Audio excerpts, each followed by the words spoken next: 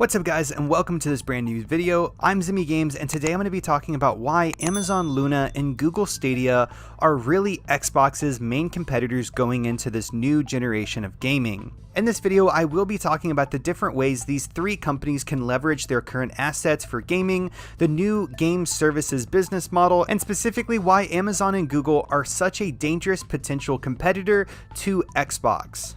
But I will be doing this in a way that is easy to understand and digest.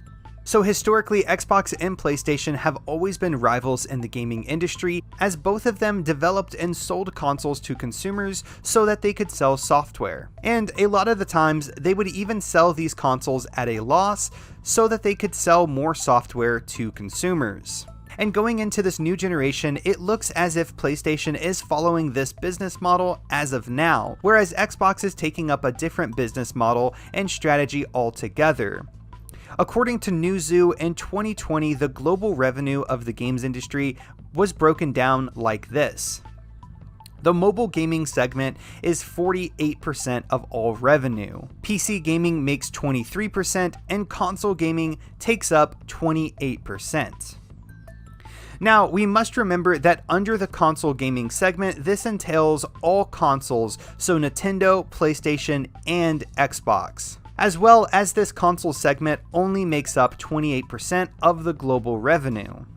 So what Xbox has decided to do towards the end of the Xbox One generation and into the next is find a way to capitalize on every segment in the games industry. Of course, Xbox already had a standing in console gaming. For PC, they decided to release their own gaming app for Windows, as well as sell their games on the Windows Store and on other clients such as Steam. And to capture the mobile gaming segment, they released xCloud, which is a game streaming service that allows users to play Xbox games on a multitude of different smartphones and tablets. In addition to making moves that corner all segments of the games industry, they have also created Xbox Game Pass, a service which is being called the Netflix of gaming, which allows users who pay $10 to $15 a month to play over 200 plus games, including Xbox's own first-party games on release for no additional cost. Gaming on consoles is still relevant, and it will be for a time still, but Xbox is now not reliant solely for the revenue that it produces the way that PlayStation is. And in many ways, it is better to look at the Xbox platform as more of a gaming service rather than a console company. Of course, other companies are not blind. They see what Xbox is doing, and they have also seen the games industry grow beyond the film industry. In 2020, 2.7 billion gamers will spend $159.3 billion on games.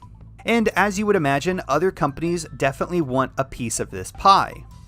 In November 2019, Google publicly released its own game streaming service called Stadia. And here recently, Amazon has just announced a game service of their own called Luna.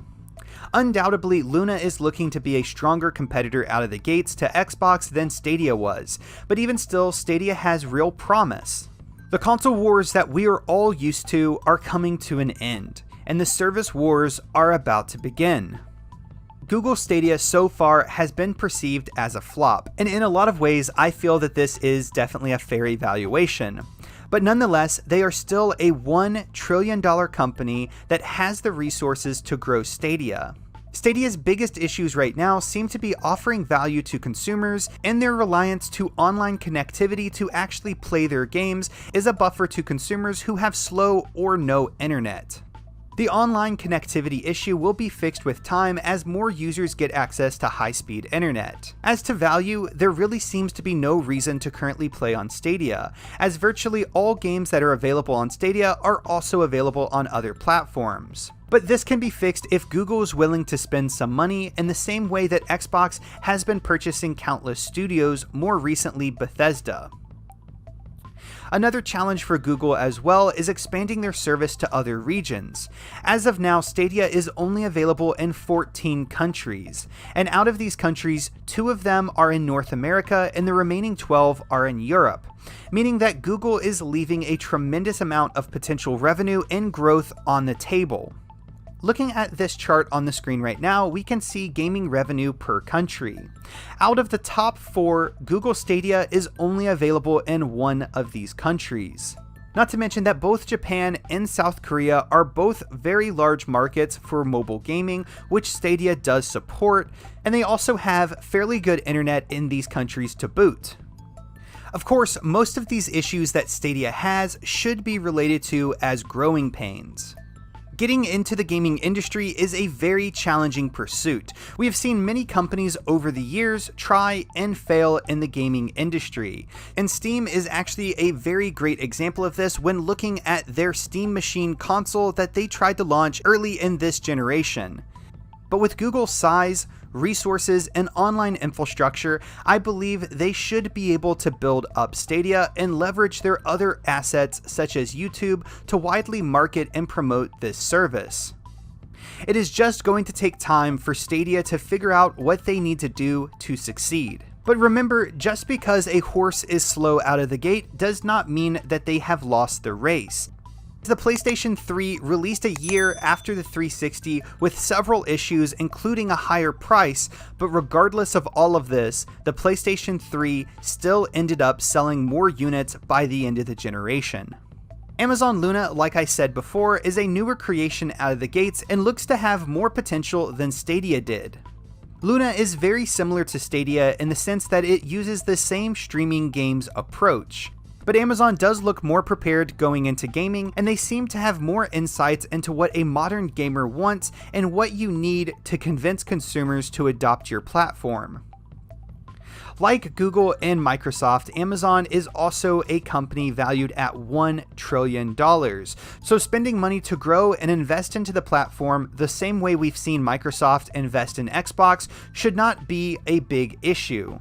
Additionally, Amazon already has years of experience growing services such as Amazon Prime, Prime Video, and Prime Music, as well as Audible. They also have a decent number of first-party studios set up with 2 interesting IPs already announced, which are called New World and Crucible.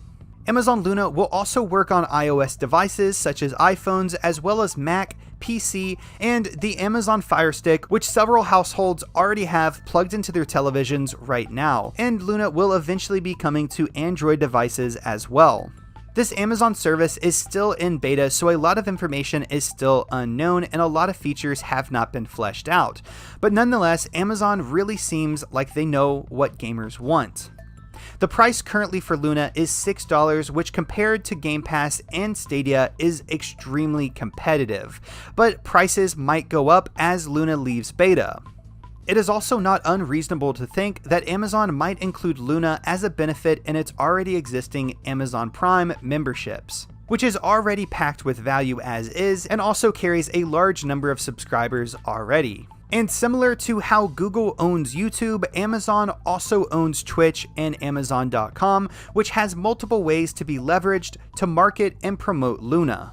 As I said before, the console war is soon to end, and in its place the service war will begin, and with this, 3 $1 trillion companies seem to be vying for that top position.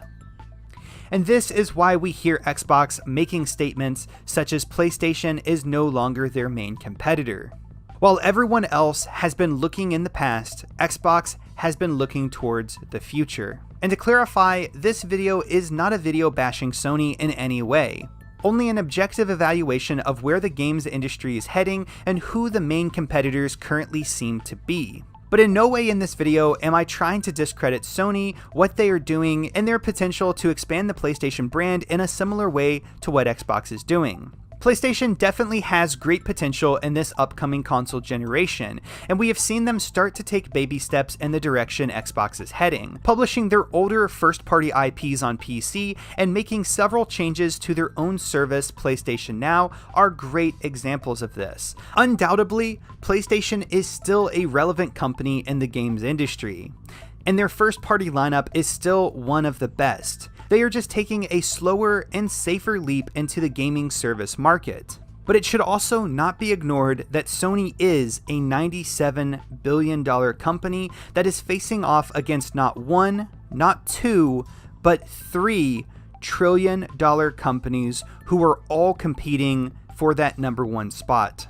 And I will leave you with that. If you made it to this point in the video, well, that is absolutely incredible, and I thank you so very much for watching this video all the way through. I hope you found this video insightful, and I would love to hear your thoughts on this topic down in the comment section below. Do you agree with my evaluation of these companies, or do you disagree? And if you do, please let me know why. If you enjoyed this video, please be sure to hit that like button, as it will definitely help other people find this video, and it also helps me know which types of content you guys want more of.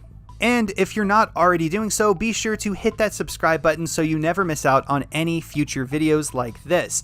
In addition to videos like this, I also do gaming news, reviews, and tutorials, so never miss out on any of my future videos, and hit that subscribe button and click that notification bell. As always, thank you guys so very much for watching. I hope you all have a fantastic day. Peace out.